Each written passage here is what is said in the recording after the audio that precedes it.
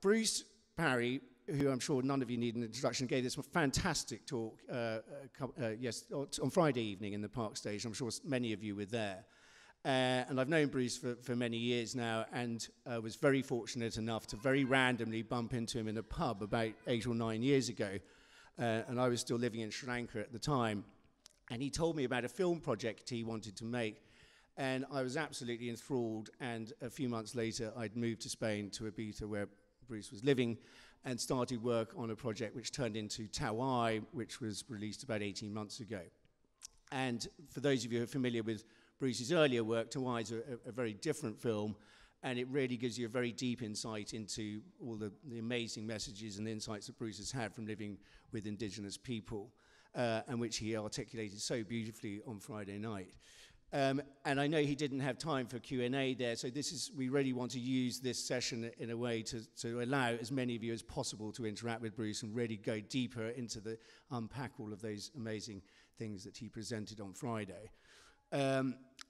Just before we launch into that, I suppose, early on in the days when we worked on Tawai, we also got very sidetracked for quite a long time, trying to develop ideas around new models for governance.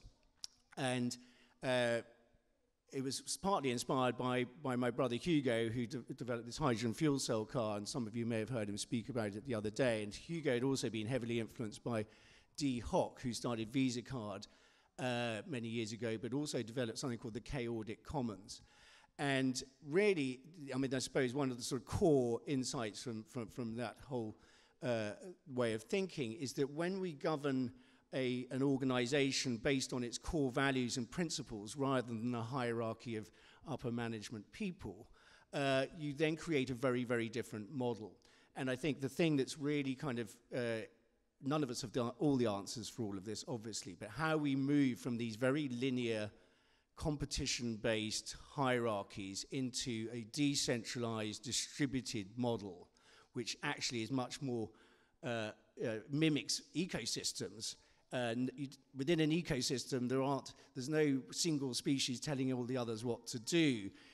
An ecosystem thrives through complexity, and as the complexity in an ecosystem increases, its ability to self-organize and self-adapt also increases.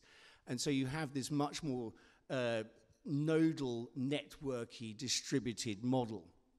And I think that's quite an important image to sort of carry with us when we look at this. And on the homepage of the Regeneration, I use this analogy, I think I mentioned it yesterday, about how very early in evolution on this planet, single-celled bacteria nearly wiped each other out and completely destroyed life on Earth before it even really got started, because they were competing over resources. And then in this tiny sort of blink of evolutionary time, they started cooperating with each other and formed complex cooperative communities, which kick-started multicellular life very quickly. And I kind of feel that's quite analogous to where we are now. I think we're at the sort of zenith of this sort of cult of individualism, the sort of zenith of this point of separating ourselves from the natural world, which is obviously, it doesn't take long to think about it. We can't possibly be separate from nature. But again, and this is why the consciousness issue, I think, is so important, because like these other linear systems, we've rather sort of stepped out of the system in terms of our understanding of consciousness, because we've isolated and separated ourselves from the rest of nature and the rest of the universe and from each other. And we've bought into this story that we are separate, autonomous, individual organisms that are completely sort of divorced from everything else out there. And this wonderful writer, Charles Eisenstein, who was a deep inspiration for both Bruce and I when we started working on Tawai, writes very beautifully about us coming to the end of this story or age of separation and moving into this age of interbeing, which was a term developed first used by Thich Thach Nhat, the Vietnamese activist and monk. So those are just, that's some of the sort of context behind the regeneration and some of the sort of core ideas that I would like to sort of throw into the pot. But also, just before Bruce, I hand over to Bruce a bit, I think that for me, the core takeaways from his presentation on Friday was this notion that the Penan of Borneo, who are the last nomadic hunter-gatherers on the planet and were the tribe that really made this huge impression on Bruce when he made his last 15th program for Tribe. And that was, in a way, the inspiration for Tawai, and that was where we started, with Bruce going back to Borneo, because here was this society who was still living in a pre-domesticated, pre-farming, pre-agricultural revolution kind of state. But they were also the only society in the world that were both anarchic and peaceful. Two words that you don't normally associate with each other. And the word anarchy has become very sort of demonized within our society and associated with the sort of Sex Pistols and riots on the streets and the rest of it. But in fact, the etymology of anarchy is anarchos from the Greek, is without a leader. And again, that's how nature works. Nature is anarchic. Ecosystems are anarchic. Masses of things go on perfectly well within our society anarchically. They don't need interference from centralized power structures and the state. And again, I think this is another thing that we need to sort of get over, and constantly divesting all of this power to these people totally removed from our lives, when in fact it's incredibly important now, I think, that we bring all of these basic human needs back within our control as much as possible. And whether that's wind power cooperatives and taking control of your energy needs, local community-supported agriculture schemes and regenerative agriculture and taking control of your food supply again, water issues, all of these things, we need to have these things back under our control. And I know it's much more different maybe in an urban environment than maybe in a local community here in Devon. But that, again, I think is really crucial. In Cornwall, I beg your pardon. Devon-Cornwall border. Thank you for correcting me. So what the society, what the Penang showed Bruce, and I think and when I heard Bruce on Friday, and I've heard Bruce speak many times, I could really see that his thinking around all of this in the last year and a half or 2 years has gone a lot deeper. And I thought it was really interesting. He highlighted the fact that within the Penang there's no competition, there's no hierarchy, there's no sense of ownership. So all of these factors, all of these ideas, which it may sound very idealistic and naive, but if we're going to aspire to creating some kind of new model that is more in step with the planet, then I think these are all things that we need to think about, and how we could possibly bring those within our society, and how we can all contribute to creating complex cooperative communities ourselves. And in a way, this is probably the issue it's most easy for all of us to engage with, because not all of us are going to get involved with regenerative farming or the circular economy at a high level, or biological medicine or whatever it may be. But all of us are involved in a community, wherever we live. And so in essence, all of us could get involved in some of this, helping to co-create some of these kind of ideas. So I hope that sort of helps to kind of give us a bit of a launching pad, and I'd love to just hand over to Bruce now to sort of lead on from that, and then really just open it up to the floor and use this next hour that we've got to really go as deeply into this as we can. Thank you.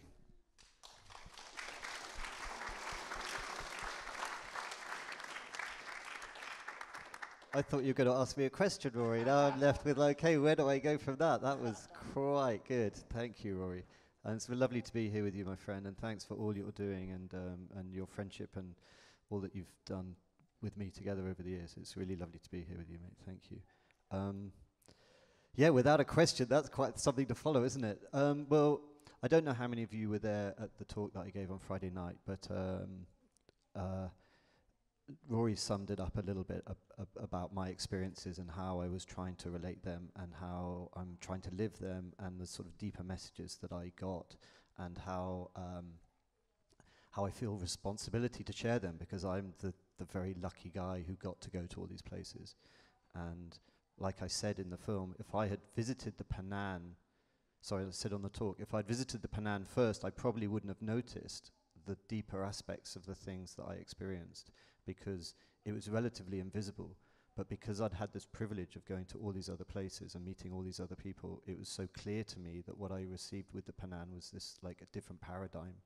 And that was the seed that I'm trying to bring home. And so I've sat a lot with this idea of egalitarianism. This is what I now believe is our true ancestry before we turned to domestication 10, 12,000 years ago. it's now widely believed in academic circles that we were egalitarian. And that can stay on the page as just a word, but the experience of living with people who are existing without ownership and competition and hierarchy is a very, very extraordinary experience. And for me, it touched me deeply, and I haven't been able to let that go, which is why I left the BBC, and which is why I made the film, and which is why I've come back to the UK. It's influenced me at the deepest level, because I think that, as Jerome Lewis, who's an anthropologist who studies this a lot, who was in the film, said to me, you know, this is how we best as a species have found resilience through time. We existed together in that way of being for 95% of our time on the planet, and it's only since the dawn of agriculture, which has brought many, many blessings. The ability for us to accumulate food and have people with time off who are able to then specialize skills and create all the blessings that we have in our life has been a wonderful thing. But at the same time, the byproduct of that type of society is also boom and bust, is warfare, is competition, it's stress, it's all the other things that we have in our society. So we're now at a position where we can reflect on that. It's like, yeah, we've created all this amazing stuff, but it's come at such a huge cost. And are we actually happier and more content and less stressed with those things? Well, I think most of us are probably, when you compare yourself, when you've had the privilege of comparing yourself with those people who don't have those things, but are actually living in an extraordinarily peaceful and joyful way, you have to really question where it is that we've got to, and whether or not we need to really reevaluate. So I'm really into egalitarianism, but I'm not into turning back the clock. I think that that's not the answer. Clearly we can't all be hunter-gatherers living in little stilt huts. That's not going to be a great sale, Bruce. No one's going to follow you. Although, actually, it might end up being something that comes about. But, you know, as far as trying to inspire people to turn the ship around, that's not the inspirational story. Likewise being you know, hunter-gatherers. I mentioned in the film that being a hunter-gatherer allows you to go through this way of perceiving and being in your mind and body in a certain way that brings about a certain experience of empathy. And so, yeah, there's aspects of what it was like when we were hunter-gatherers that we can bring into the world today. And we do through things like meditation and yoga and chanting and other spiritual traditions. They are things that we can take from that previous time and then bring them into our society today to allow us to experience some of that, what we always had. And I think likewise, with some of these other understandings about ownership and hierarchy and stuff, we don't have to go back, but what we can take is the essence of those things and then look at how we might be able to find a way of bringing them into our lives today. And I think things like hierarchy is an interesting one.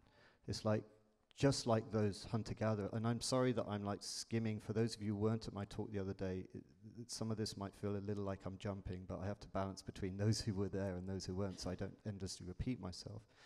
I mentioned a number of tools that these groups used to use as a way of maintaining balance within society, and one of the tools that I mentioned was about hunters being, you know, in our society, we think of it as a meritocracy. If someone is better at something, then they get more.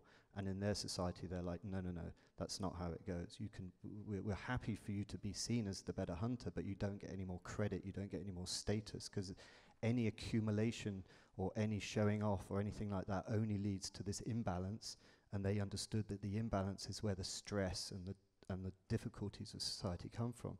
So they're working all the time to maintain that. And I find that super interesting. And so it's not that we need to be hunter-gatherers again, but it's like, what can we learn? Are we happy in this incredibly disparate and stretched out hierarchical society that we're living in? You know, we see ourselves in almost every setting as like, where do I place myself? And there's a wonderful guy that Rory and I interviewed called Richard, who talks about the stress of inequality. Wilkinson, yeah. And so here's this wonderful guy, Richard Wilkinson, who did a whole bunch of studies using United Nations and public figures from all the nations in the world, and basically made a correlation using all this public information, and he basically showed that whether it was from antisocial behavior disorders or people being locked up in prisons or heart disease or cancer or troubles in the street, all sorts of aspects of society where we normally think that actually being poor is an indication of health. And he's like, no, it's nothing to do with that. It's not being poor, it's feeling poor. It's how you are in relationship to those around you is what brings about the level of stress that you feel in your life. And that stress is the thing that runs the cortisol and runs the anger and all of that stuff. And he showed, using all of these statistics, that it's actually the disparity of wealth that is the issue, not actually just being poor. And I see that myself with indigenous peoples, is that we think of them as often like, poor them with really bad health problems, but actually, you go and live with a hunter-gatherer group, they're so lean and fit, and they're all on the 5-2, so there's probably no cancer and heart disease in their society anyway. And so we have to reshift how we're seeing these things. And I think that this power aspect is very, very interesting. Power getting out of hand clearly is a massive problem in our society. And I think the thing that I really tried to mention in my talk on Friday that I want to reiterate here before I hand back to Rory is the narrative. It's like the thing that shifted for me more than anything was when I realized, when I met the Panan, that this was the way of being that lasted for the majority of our time on the planet. I hadn't realized that before. I had bought in many ways to the narrative of our society that more equals better. Like more riches, more fame, more stuff, more money is the narrative towards happiness, or the direction towards happiness. And although obviously I was wise enough not to buy into that fully, I still was pretty much caught up on the conveyor belt of the way of society that's just heading in that direction. And so for me, the thing that I'm really excited about trying to share in the world today, and it's a war of narratives out there in the marketplace at the moment, but I think there's something very compelling about these last groups who are living there, and this story that I have the privilege of sharing is that, hey, this is how it was. These are the most peaceful people, and they're also the ones that have these things. Where's the negative behavior patterns in these groups that we are told will happen just because we're naturally like that? These are groups of people who found ways to mitigate against that. These are groups of people who've understood a different narrative of being, and these are the groups of people who are living not only in harmony with each other and their forest, but also have a longevity, a way of being, the collective mindset about trying to preserve their landscape for the future generations. They're basically all the things that we're struggling with, they've got figured out. And yes, it's hard to take on board because it feels like such a long time ago, and it feels like so hard to replicate that. But if we can pull those strands out and apply them in some way to how we're living our lives today, then I think that we could be onto something really magical.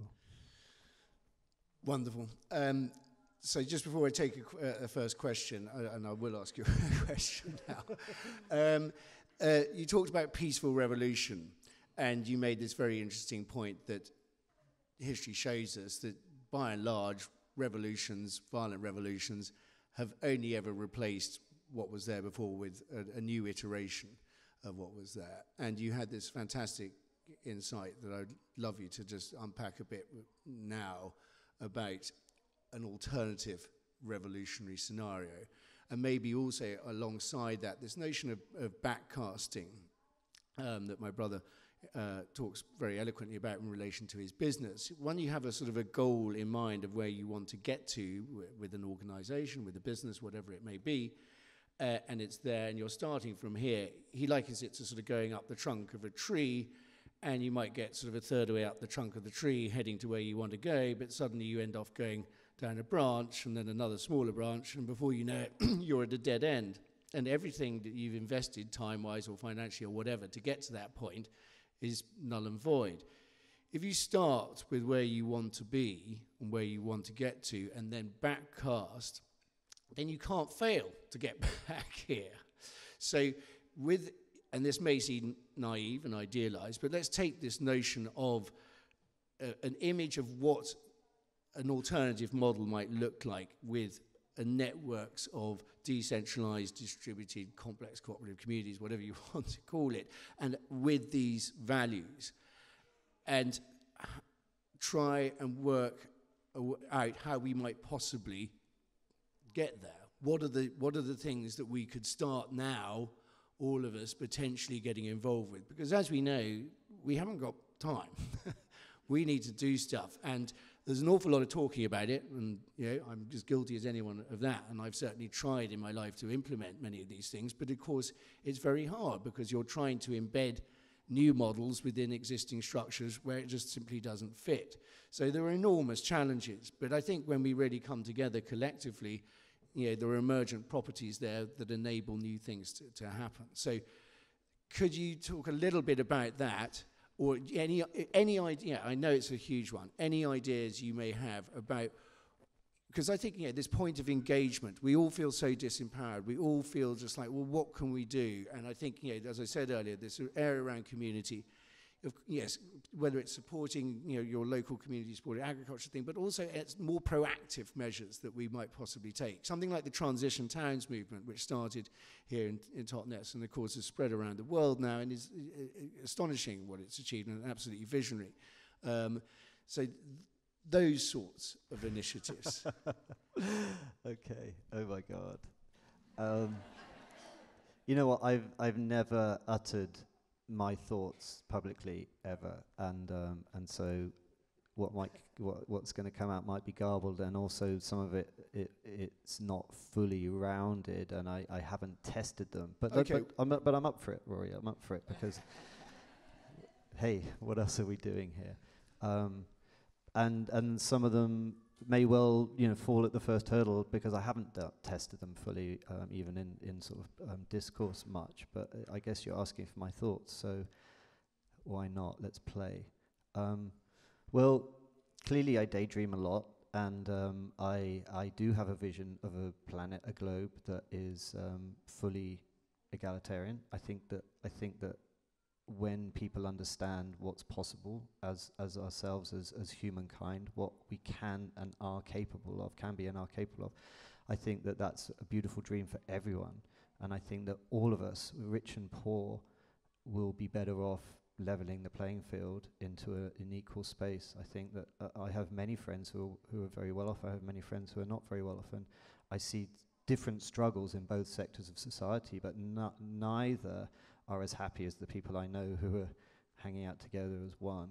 And so I think that all of us would be better off if we understood this new narrative and were able to bring it about. But clearly, egalitarian societies are not very, they're very robust, like as you've seen with the Panan and these hunter-gatherer groups, they last forever, but they're not very powerful in as far as a force is concerned for defending themselves against a much stronger aggressor that comes over. And that's probably why there are not many left, because as agriculture grew, there's more technologies, more tools, more central power, crazed power beings, and then on they marched, took down the forest, and the hunter-gatherers had to retreat. And there's no, you've got the option of retreating or being destroyed or assimilating, and that's it. You can't be a hunter-gatherer in a place that's farmed. So that's why the farming revolution just spread around the world, and these people, there's only a few left of them left out there, giving us this insight into the past. So you could say then, well, that's not possible, it's gone. But I still, as a dreamer, invited to share my dream on the planet, believe with this new era that we're in, where we can all communicate with each other, that actually a meme, a dream, a belief, an idea, a narrative can actually shift things incredibly fast. And you look at the rise of Christianity, you look at the rise of Buddhism, you know, there's lots of reasons why those things came about that were beautiful, but there were other aspects within those movements that moved very fast that offered something for everyone in society to be able to transcend a problem that they were having.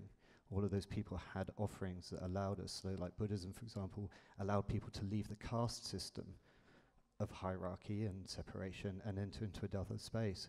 Clearly, that was an attractive proposition, with all the other wonderful blessings that came with that particular philosophy. But some might say that that was also a very clear reason why it took off. Christianity also allowed the sort of Gentile Jew thing to be dissolved, and on it went. Whether that was Jesus or Saul is up for debate.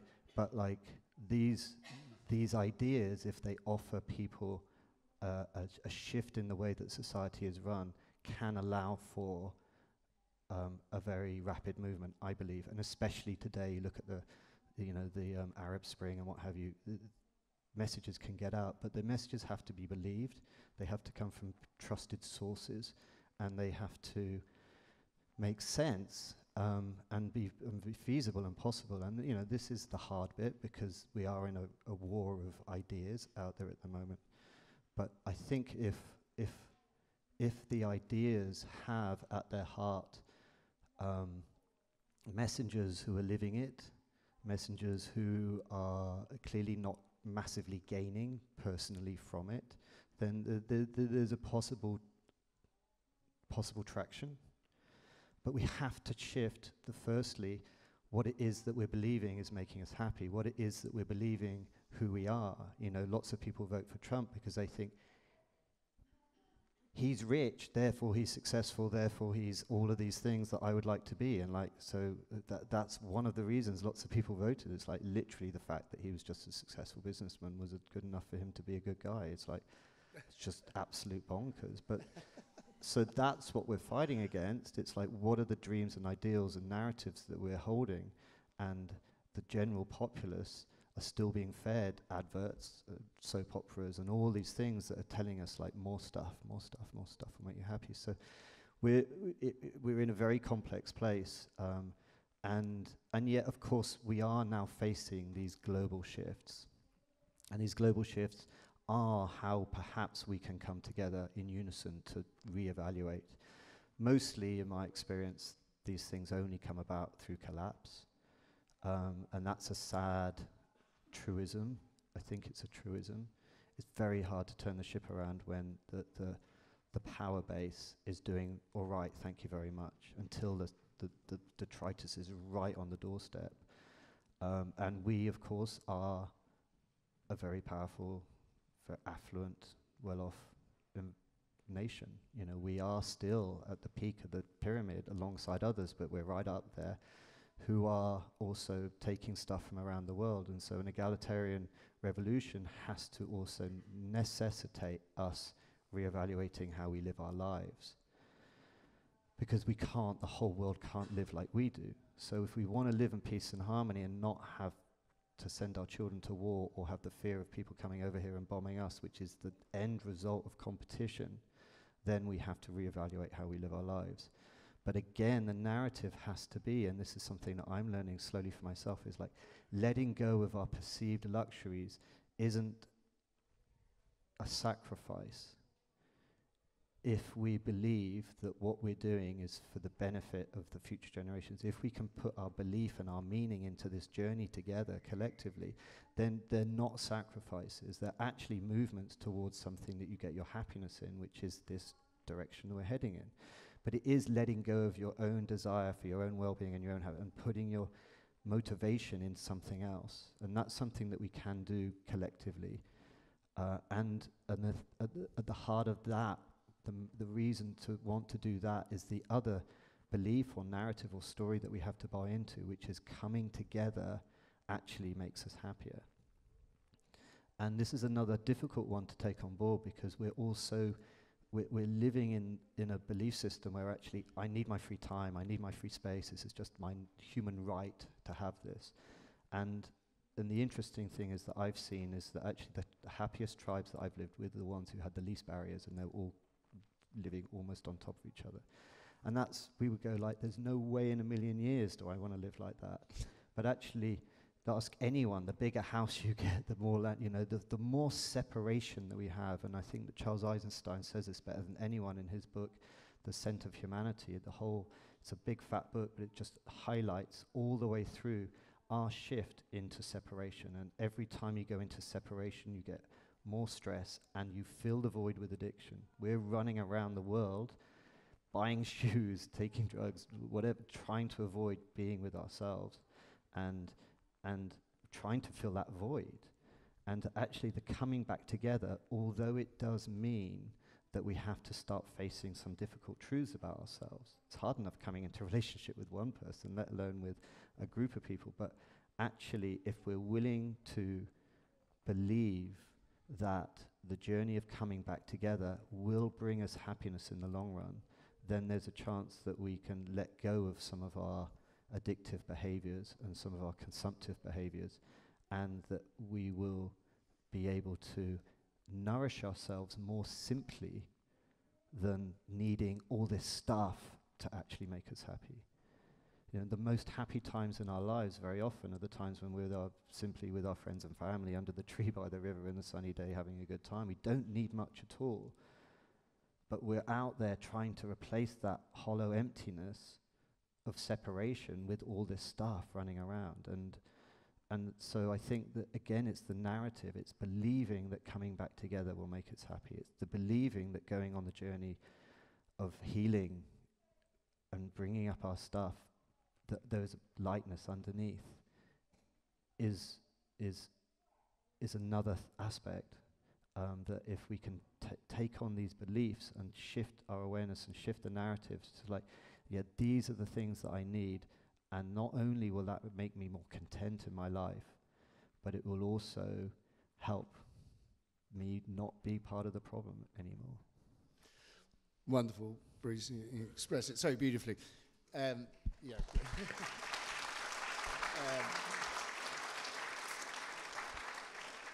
Just, a couple of things I'd love to just sort of follow on from there. This notion of collapse being inevitable, and yes, if we look historically, all civilizations have collapsed from overextending their resource base. I suppose the difference now is that this is not only global, it affects absolutely everybody on the planet, every living organism on the planet, from phytoplankton and microorganisms to upper mammals and human beings. But what's also very different is it's the first time as a species we have full knowledge of what we're doing, which makes it doubly pathological. I don't think the Mayans or the Romans knew that they were overextending their resource base and triggering desertification in the Sahara or around their agricultural lands or whatever it may be.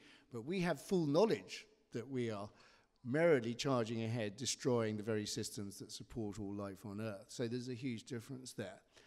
And then just in terms of, yes, also the fact that, this country, of course, is arguably the one that bears the biggest burden of responsibility for all of this, having incubated the Industrial Revolution and then exported the fossil fuel age around the globe. And also the linear sewage system. The linear sewage system, which was then adopted across the empire and has been now infiltrated every nation on the globe virtually, was what was debated in Parliament when the stench from the City of London was too grisly for Parliament to convene, and two different types of sewage system were debated, and one was circular, returning all of this digested biomass back to the soil where it's meant to be, and instead we adopted a linear sewage system. So we're taking all of these nutrients, all of this stuff from the land, mixing it with potable drinking water, and then flushing it into water sources. I mean, the impact that that's had on the global ecosystem is absolutely massive, and that's has been singled out as one of the sort of most important decisions or wrong decisions ever made. So I think the fact that, but also again doubly ironically to that, I read in David Wallace Wells' book the other day, An Uninhabitable Earth, which is a really sort of devastating summary of all the climate science, and I only recommend it to those of you who've really got the stomach to take it on board, because it is truly terrifying. But he doesn't give much many column inches to much space to thinking about potential solutions. But he does also point out that currently the UK is one country that's arguably going to get off more likely from projected climate change than most others. And of course, some of the poorest countries in the world, like Bangladesh, that are suffering the most, were the ones with the lowest carbon footprints, are the ones that are going to really suffer. So, but I do think, because of the UK being, because of the scale and all of this, and with thinking like this, there is an opportunity for us here. We've got, with regenerative agriculture, with circular economics, with all of these community initiatives, there really is a possibility for us to incubate things here which could be replicated around the globe. And I was just wanting, and I promise we'll take a question after this, but before we do, Bruce, I'd just like to hear about what you're up to now, because you left Ibiza, you've made Tuai, you've been around, putting that out there, screening it, but you've moved to Wales, and I'd like to hear what your vision is for where you see your next 5 to 10 years being concentrated, because I'm sure everyone would be really fascinated to hear. Yeah, thanks, Rory.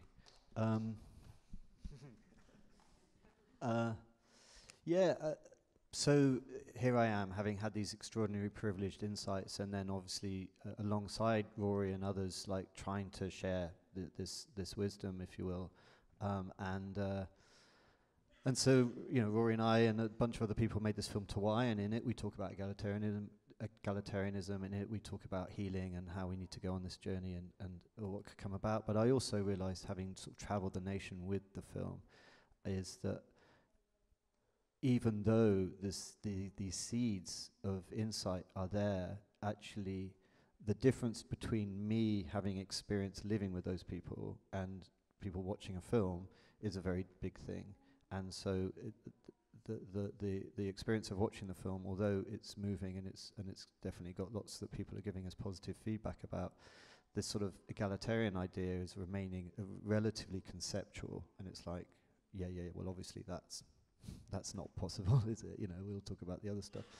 And so I realized that actually, having had that seed placed in my heart, having lived with these people, the best way for me to actually really share this information is stop talking about it and just start being it, start doing it. Let's try and experiment, and let's see how that can come about. And so that's the journey I've started. It's like I've left film, left TV, and I've come back to the UK because it's where I'm from. I want to put in roots, and I believe that's where I'm probably most powerful to be able to share these things, because I can talk about land laws and stuff, which I couldn't do when I was living in Spain.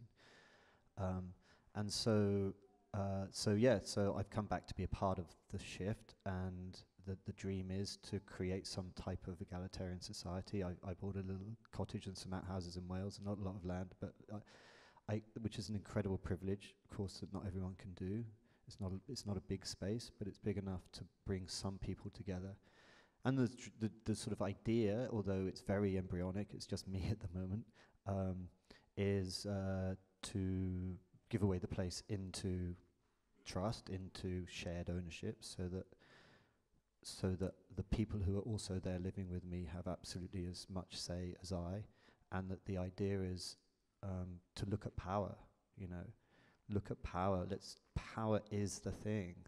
I know that if I kept hold of the place, no matter how benevolent I was, and had a bunch of people living with me, 3 years down the road, when it all gets a bit weird and we start going through our stuff, which we will, I will just pull the power card. I know I will, because I'm not strong enough not to. I can tell that was probably what would happen, as I do it in other aspects of my life. So if I can say that up front and go, okay, right, and obviously you need the right people, which I know, people who've already lived in community for some time, people who have like nature connection skills, people who are, the groups of people that I'm talking to are beautiful and perfect for this.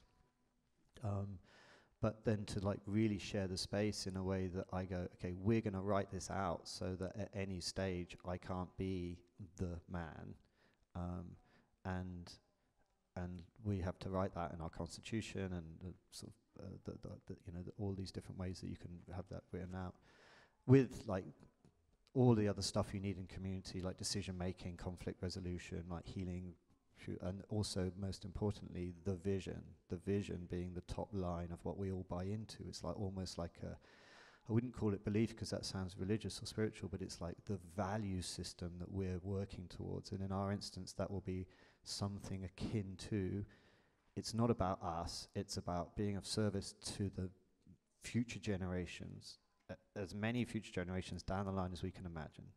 And in the knowledge that those future generations' well-being is directly related to the well-being of the environment that supports them. And that's pretty much it. So that when we have an issue, you and me, Rory, who's going to, you want to chop the tree down. It's like, well, fine, you want to chop the tree down because you want a better view, but like, is that going to serve the future generations? And that being the arbitrator for all of the conflicts as well as the other stuff. So if we all buy into that greater value system that's not us but something beyond us, then we can all work together. And the reason that I want to do that, so that's like the little premise of what the society is, or the community could be, and then that in its own right could be something that perhaps is like a virus that's injected into the system. Because just like Rory said earlier about what Buckminster Fuller said about not challenging it, but like creating something separate, it's like that's what we're doing. It's like the power base out there, the corporations and the politicians and all the rest of it, who are all addicted to power going slightly out of control, is they're there only because we give them our power and through the things we buy and what have you. So if we can try and live in a local way and make that something that we're nourished enough to have all that we need, our joy, our comfort, our connection, our education, everything from that space, then in its own right, that isn't feeding the system. And if others can say, God, look, I never quite got it before, but that guy who lived in the Med had this amazing life traveling the world, all this, he's saying now that he's happier there doing that than with all that other stuff. If that could in any way be like something that could then be replicated, because we'll do an online thing and then others go, yeah, well, I've got a big old house. If I'm really honest, I'm pretty lonely too, and maybe he's got all these structures written out. Maybe we could do something similar to that. Then that could spread. And I'm fully aware that that's a huge privilege of having land. It's a privilege to even be able to do that, but the reality is that that's the society that we're in. We haven't had a revolution. We don't have common land. It's like this is where we're at. So yeah, maybe it does land on a privileged few to start that, but that's where I came to with it all, really. And so yeah, how that then might spread is that I think that we are in this fantastic age of having peer-to-peer communication. I think that we are able to inspire each other with these new stories. I think more and more people waking up to wanting to find answers, and if we can just make it make sense, then that's where I got to with it all, I guess. Okay, great. We've got up to half an hour more for questions, if we want to use it all. I'm going to start with this lady at the front here, and I can reach the microphone but if anybody at the back asks a question, I'll just ask you to just speak nice and clearly and loudly. Thank you so much. Hello. Now, I work in development management. I work with volunteer-run organisations, and what you were saying earlier about a lot of us will be involved in volunteering activities in our communities. Now, as I've been listening, I'm beginning to think that it's not necessarily about the stuff that we do or don't have and how we dispose of it. It's how we interact with one another. Now, I'm really interested in the governance question, and at the moment, the way our society is organised, the way that groups, is the dynamics within and between organisations that really fascinate me. But the way that our society is organised at the moment, we are involved in committee-run voluntary organisations, and we can probably change the way that we interact with each other, and that's probably something that we can all go and do now, without having to think about where we're living or stuff. So do you have any advice about how we can maybe just nudge and shift this, within these committee-run organisations? Is there something that we could do with that might make a bit of a difference now? Well, thank you. The thing I've learned in my own journey with egalitarianism and like leaderless environments and sort of like trying to reduce hierarchy is that it very much depends on the activity. You know, clearly it's easy to say, oh, well, those tribal people were able to exist in that paradigm because they all had equal access to resources. They didn't have or need specialist things because they all had the tools as generalists in their own right to be able to sustain themselves, and so therefore that was really easy. And as soon as they left and went into the areas of like having to store to get through the winter and stuff, that's when it all fell down. So often people say, well, that time is gone.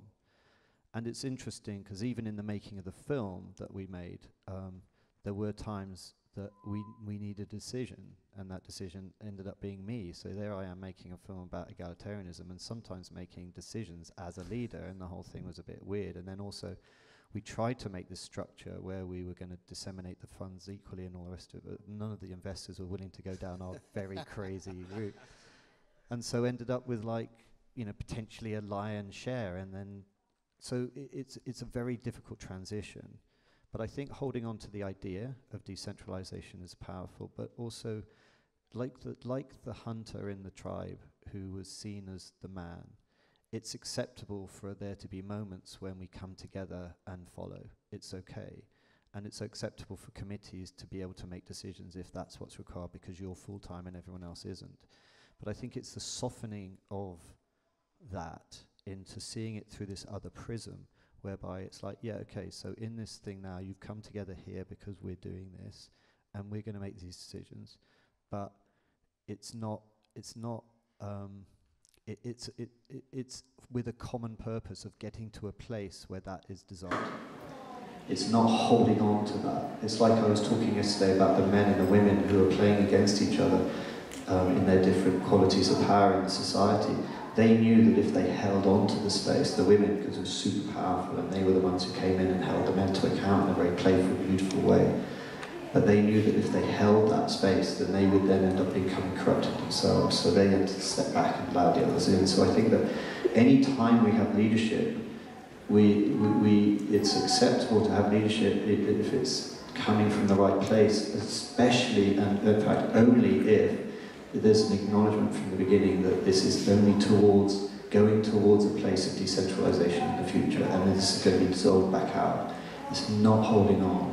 It's not holding on. And so I don't know exactly the work we're doing, but what I'm trying to say is, I guess, that I understand that there are moments when decisions have to be made, and that's probably best made from a central place. But as long as the direction overall is still towards decentralization, and this is acknowledged from the outset that it dissolves back in when this thing is done, then that's acceptable. And so have a conversation around that idea with your group, and maybe something will come up.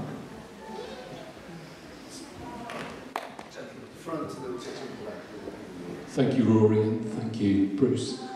I'm Hilary, and I run the Fear Hack project on the Idler Lawn. So I might be a bit biased, but I'm really interested. Fear came up a couple of times as you spoke. I'm just really interested to get your opinion on the difference you see in the fear narratives from different societies, and to what extent is that part of the challenge that we have when we try and change a narrative? To what extent are people sort of limited if they run a certain particular narrative? Yeah, maybe hold the microphone for a second. When I guess I want to probe a bit before I just go off on a tangent. Are you suggesting fear as a motivating force for acting in a certain way rather than being more open and courageous towards stepping into something new? Is that what you're getting at? I'm suggesting the finding is that fear is what stops us. Mm. So it's a force that can be used against us to control us. Mm. And it's misunderstood from the thing it was traditionally. So fear of danger and the new. And we haven't really come to terms with our relationship with it. So we tend to fight it or try and fear less. And it's the soul is not scared of, ever scared, but the ego very much is. So a lot of the narratives that you see are very controlling, very egotistical, very I. And it's got a relationship with power, which is, so you talked a lot about power. So it's about its ability to stop us from doing the things we dearly love to do. Because, let's face it, we all in this room would love to be embracing what you've talked about more. My question is, what's stopping us? Thank you. Yeah, I'm glad I asked you to reiterate that. That's really nice. Thank you. Yeah, well, fear is absolutely there, and I think fear is a tool that's used from powerful to hold us, along with another number of other tools, divide and conquer, and sort of dumbing down and all sorts of stuff. So that these are tools of powerful to suppress people, and I think that, without being too conspiratorial, I think that there's evidence over the years that that sort of stuff has gone on. So it would be acceptable to imagine that there's certainly some of that happening now today. And yeah, fear is very constricting, it's very paralyzing, and it makes it feel very, very hard. Anyone who's had a panic attack is a very fear-based thing. It's like hard to step out and see any possible way out. So psychologically, that's a very powerful tool, and it's definitely at play. But that's why I said earlier, I think these things are like a war of narratives that are going on in the world today. Rising tide raises all ships, and all these other sort of like one-liners that you hear everywhere. It's like, well, that's how it's meant to be. Like the American dream, and all these things. They're like the narratives that are supporting the existing structure. But we have to find a way to unlock that, and I think it is a war of narratives. But the other thing I said that I believe, which is the main blockage that we have, is less about fear. Well, no, actually it's not. It is about fear, but it's a different sort of thing. It's not a top-down fear from control and power. It's more of a fear of actually looking inside. I think that anyone who's been on what would be called or termed like a spiritual journey of like looking at oneself knows that that first step is incredibly powerful. I remember very much as a child growing up thinking, why would I want to navel gaze? Why would I want to stop and look at myself? Firstly, it looks selfish, it looks self-centered, it doesn't lead to anything good. It's like people go mad when you do that. It's like, and I hear that very much from many people. It's like, don't go looking inside because it only leads to just madness, or it's just beneath, it's just a demons at the bottom.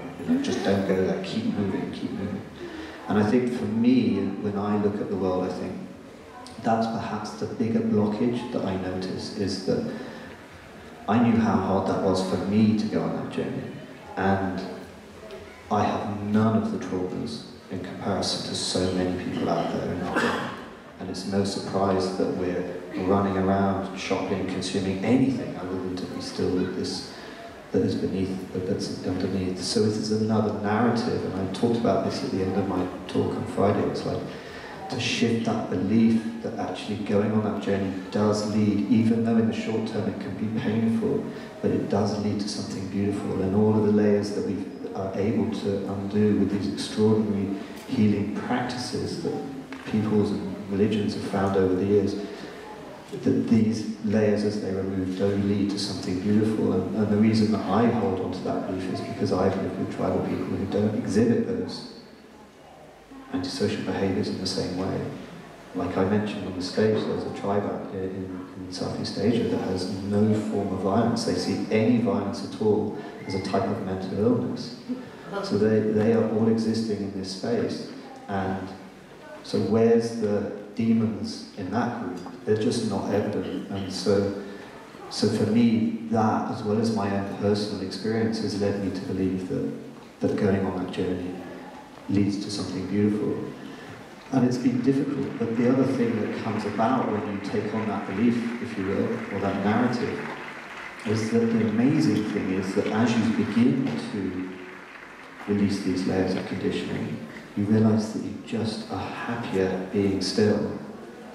And a lot of the reason that we're out living the lifestyles that we live and needing to go to the mall every day and needing to do this and needing to do that is because we actually can't be still with ourselves. And that when you go on that journey, you are able to find much more peace in just being still. Don't need to consume, don't need to run around. And you're also not reacting in aggressive ways and in defensive ways against people, because you're releasing some of your traumas. And the healings that I've had as a result of that have been phenomenal in my life. And I feel now I could live in a much more peaceful and harmonious way as a result of having gone on that journey. But again, this is another war of narratives.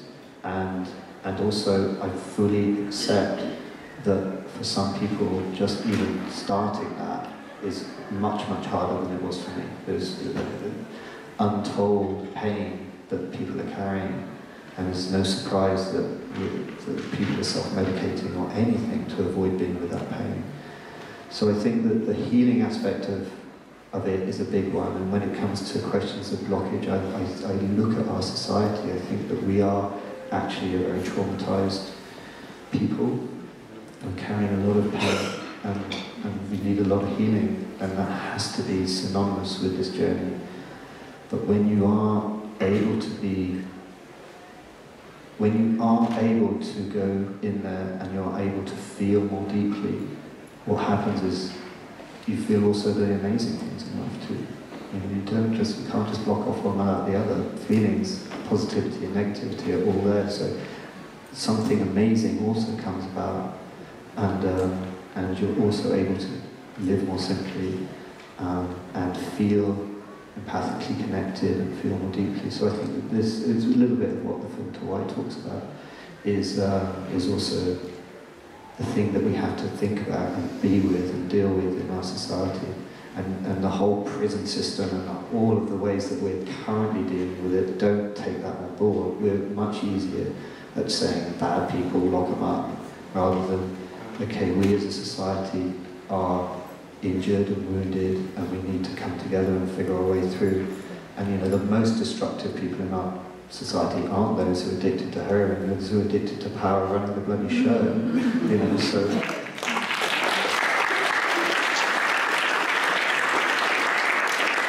we're all wounded, and we need to figure out our way through that too. Thank you, Bruce. Just one very quick thing on fear, which is an obvious but important distinction. There's obviously a biological fear process which serves us very well, or always has done. If a lion suddenly came into the room, the fear response would take you out the window, hopefully. But it's the psychological fear. Sorry? That's danger. Right, well, I suppose it provokes a fear response. So, but I'm just saying, it's the psychological fear that's the issue. It's this egoic fear, where we've extrapolated that fear response through horizontal time. If you look at an animal in the wild and it notices a predator, it pricks up its ears, it does whatever is necessary, but once that threat has passed, it goes back to nibbling the grass or doing what it was doing. But because we've got this dubious gift of the egoic sort of intellect, we've got all of this other stuff that we then extrapolate through horizontal time and create these fear responses about. So, I thought it was a fantastic question. Wonderful. I'll take one further back. This lady here in the pink.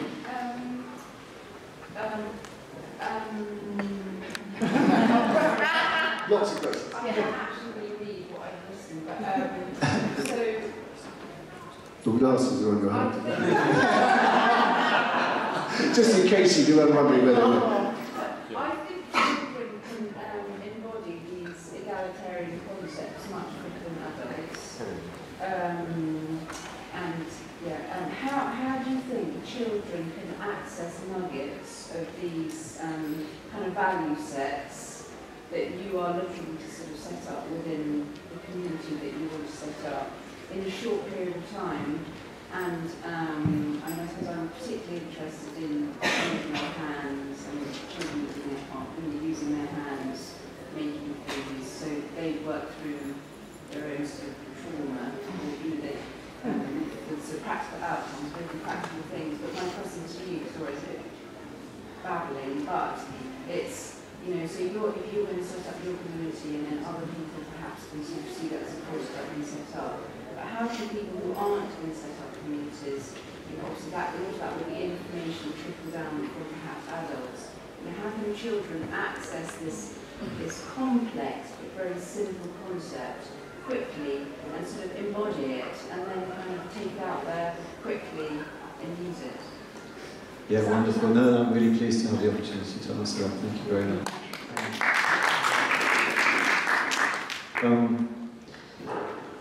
Yeah, child rearing is.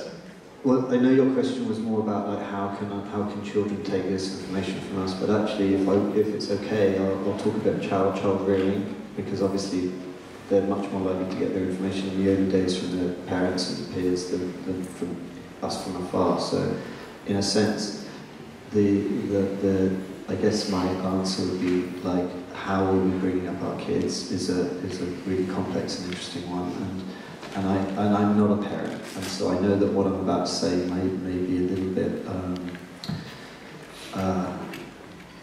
well, I want to get my words right, because I'm not a parent, and I'm fully aware that some of what I might say might not be what's going on and might make us reflect negatively, or what, I don't know, but I just want to sort of offer an insight into what I've seen with tribal people and how I felt that was really beneficial for them and their kids. So I think that kids in community are able in many ways to not receive the same traumas that perhaps we receive in a nuclear family. I think that they are, especially if the community is like a very close-knit and open on freedom for kids to run around. Kids enjoy being with kids, and they like being in nature, and I've moved to tribes where the kids don't even come back to the same home for like days, and it's like, and it's no problem. They know they're safe and they're with the others, and so what that often means is that the stresses that a couple might have are not necessarily received by the sponges that our children are so directly, where they're locked up in the same building. And even though we feel that we might be hiding our feelings, but actually on an energetic level, they're fully receiving our stresses. And so when kids are able to just go next door and run away from mum and dad because they're having a bit of a problem, there's a chance that they're going to get that which they need and avoid that which they don't need more easily, naturally within that setting. So I think community of people who have shared values, who you can trust your kids to be with and around, is a really important aspect to what tribal people have that avoid them receiving some of the traumas that we spend the rest of our lives drinking ayahuasca and lying on couches taking shots. So that in its first right is as far as the trauma is concerned, is communities, and it helps relieve the stress of parents and helps avoid the traumas being accumulated by the next generation. Secondly, as far as things like being center of attention, again, it's like, we spend our whole time, because we're relatively privileged, we've got quite a lot of time, it's like a lot of attention being faced straight into the children. And I think that does something I've seen slightly differently in the tribes. It's like parents are holding their babies, and the babies are loved, and whenever they need anything, they're held, but it's not all about them. Parents are getting on with their daily lives, and the kids kind of get a sense that they're not the center, something else is going on, and they're loved and they're cared for and they're nurtured, but it's not just 5 people staring around a pram, staring at a kid, giving him everything he wants at any given moment. And I think there's a subtle shift there as well that I've noticed that would be interesting to think about a little bit. It's like the mum is out working, or the sister is holding it, all of that, and it's not just about the kid, the baby and the kid. And that's a little one that you can think about. I think ownership's interesting too. It's like, hey Jimmy, this is yours, hey Jamie, that's yours, don't argue. Like, it's really interesting now that I've sort of been thinking about these things much more. I really notice yours, mine, his, hers, much more than I used to. It's like, I'm really pleased. I mean, I don't have kids yet, but it's like, that's really nice to let go of that. mine, yours. It's like, just those words are so destructive. Your lollipop. And it's like, hey, here's a lollipop. Share it if you want to. It's like, it's just the whole ownership thing from the very first moment. It's like, wow, it's so there. And I'm not a parent yet, and I know that I'm going to make every mistake under the book. I mean, of course I am. This is like not me on some pedestal. I've got thousands of traumas still to get rid of. It's going to be a complete mess. But you've asked what my insights are, and I find that interesting. I think this ownership thing is like there right again from the beginning, and you see the arguments, Mummy, Daddy, it's still mine. It's like I think that there's something that we can look at there, just even with these pronouns, it's like all the sort of language we use. What else? I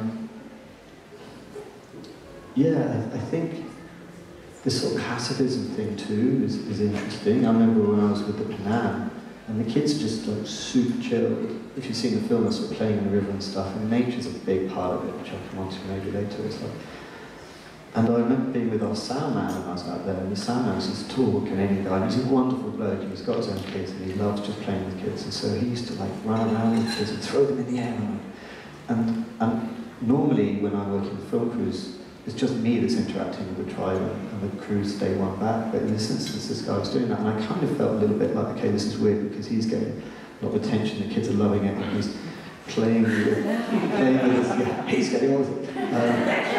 It was a new experience for me, and I kind of had a moment of insecurity, and I thought, okay, well, I'm going to do a bit of this too. So I started throwing the kids in there and playing with them and teasing them, and then I suddenly was like, whoa, this is so different, because I've been living with the Panan, and normally what happens is I just do what they do. That's how I live with the tribes. I just hang out and try and emulate how they hang out. And then when I started throwing these kids in the air, I realised, God, their parents just don't do that. They're just not doing that. It's like, and when I was doing that, suddenly the kids were like, yeah, screaming, shouting, and running around. Oh my God, they're just not doing that. These kids are chill because their parents are chill.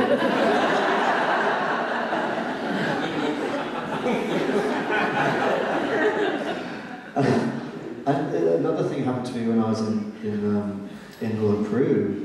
In Peru, in the high Andes. I was with this beautiful alpaca family, and I was on my Amazon journey. And normally, when I went into the tribe series, I never took things like music or radio. I just went in and lived like they did. But on the Amazon trip, I was like traveling a lot, so I had some stuff with me more than I would have done when I was living in tribes. And one of the things was back in the day, I had an iPod, and I decided to put on.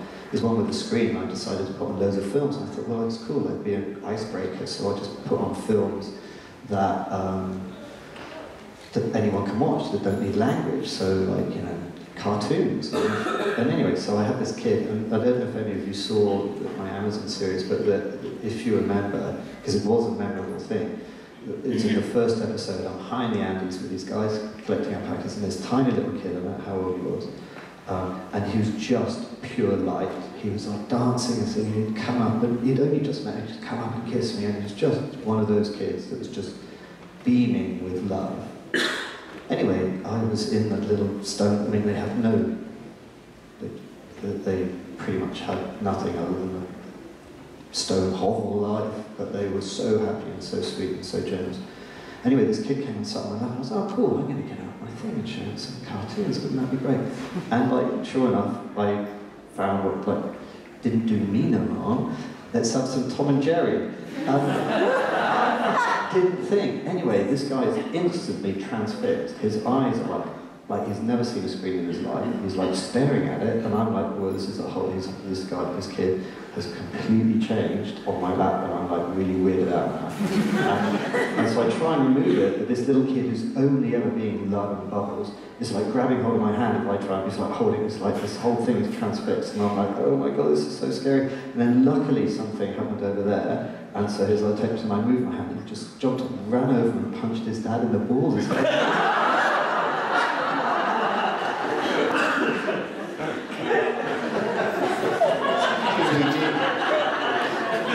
Need I say any more? Hence I work in television.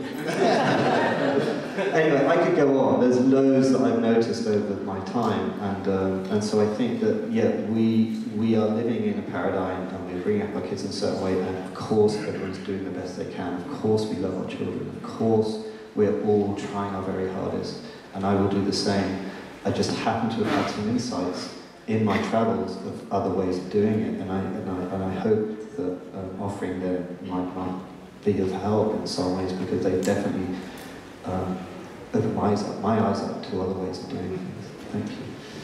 Thank you, Bruce. We've only got time for maybe 2 more questions. We'll need to take them from the back, and I'm so sorry. The lady in green I spotted first, and the gentleman just behind you. Maybe we can have 2.5 minutes each, approximately, Bruce. Sorry. That's great. I didn't come to your talk yesterday, I'm afraid, but a long time ago I was very lucky. I lived in Millennia, in a very remote place for a long time. So I understand a little bit what we're talking about. But the women gave birth and very often died in the field because there was no medicine. So these sort of societies you're talking about have these medical issues. Although a lot of the things that you're talking about are tremendous, they haven't got, all the stimulation of television and all the other things. So what is your attitude to this? I mean, do you think it's right that they should somehow have access to hospitals? Of course, this is what happens. Then they start moving into a different society. Did this tribunal did the women die, or did they miraculously always survive? I'm just wondering how you equate these things. Yes, no, thank you. No, that's really important. And yeah, I think I'm going to have to write a book this winter, because there's so much of what I say.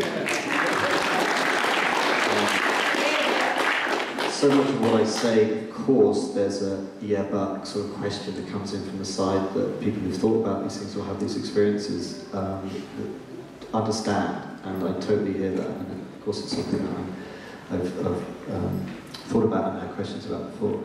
So yeah, so the Panan, I think, are incredibly healthy.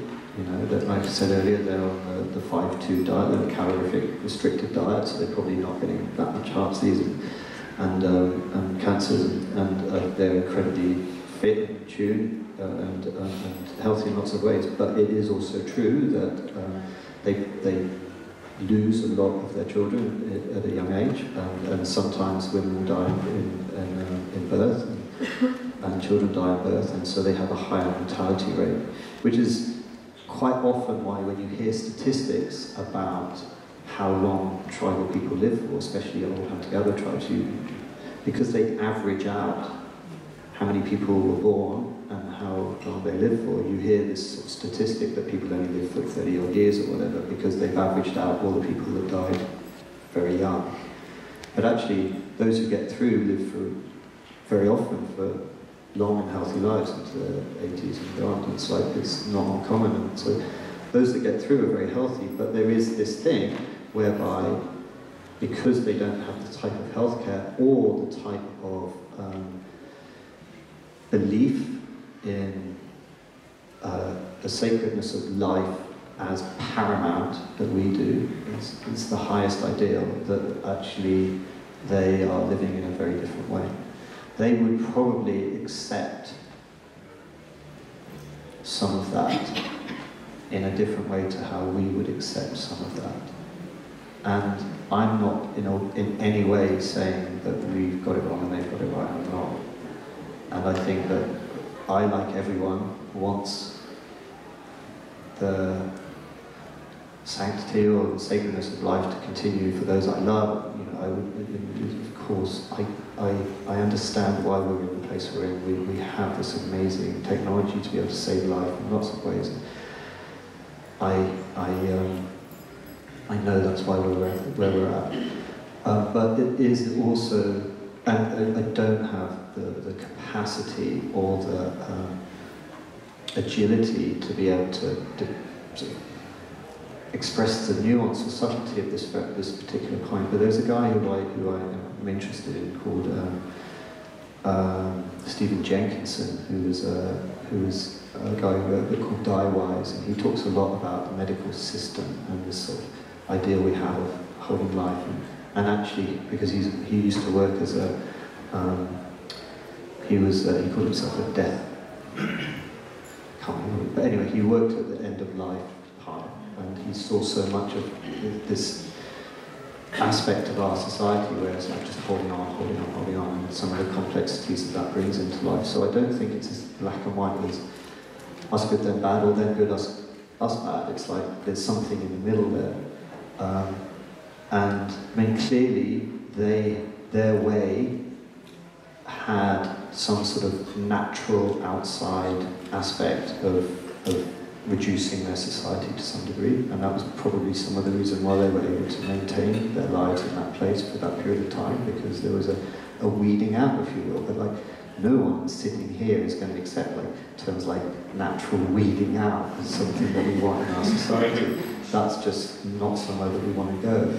But I think looking at it from a faraway prism, you could see there's a difference between those two types of society. So this is very complex and very sensitive. But the Panan now, for example, are getting much more healthcare, but some of that healthcare is serving them. There's a huge movement towards Caesareanism, and that has its own problems, I think, for lots of people, because they understand that. So, whereas previously they had something else going on. Likewise, they have a lot of education now, and we see education as something that's beautiful, but actually that education is taking their children away from the connection to nature. So all of these things that we see as sacrosanct, it's not black and white, there is nuance. It's like education, yes, is good. Healthcare, yes, is good. But how is it delivered? How is it held? What are the principles of it? What is it serving? It has to be in the debate. I personally think that the education that they're receiving now is probably is tragic, actually. But I understand why the kids are wanting now, the parents are wanting to send their kids to go and have this education, because they see that their way of life is going, and this is the best way that they can serve their children to get through what's coming. And I fully endorse the parents to make that decision, because they know what's best for them. Well, they believe they know what's best for their kids, but I see it from the outside and I'm like, this is an absolute tragedy. So all of these things, yes, there's nuance, and I don't get a chance to offer them in my little sentences. But I thank you for your question, because it's important to highlight that. I'm very sorry, but we're going to have to stop it there. I'm so sorry to not take your question. We've got to get the room ready for the next event. And I'm sure there are a few more questions, I'm sure. But Bruce is also now going for an interview. So those of you who do want to try and grab him, maybe you could just let him do the interview outside first before you then distract him. Okay. Thank you so much, Bruce, and thank you all.